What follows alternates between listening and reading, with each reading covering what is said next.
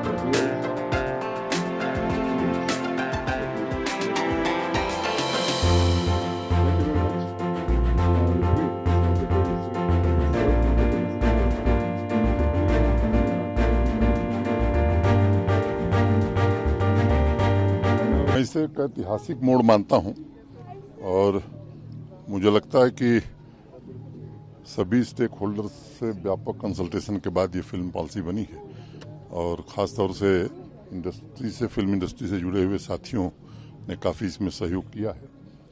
मैं इतना कह सकता हूं कि यहाँ का पूरा प्रशासन पूरी तरह प्रतिबद्ध है कि वो पुराने दिनों की वापसी फिर से यहाँ हो सके।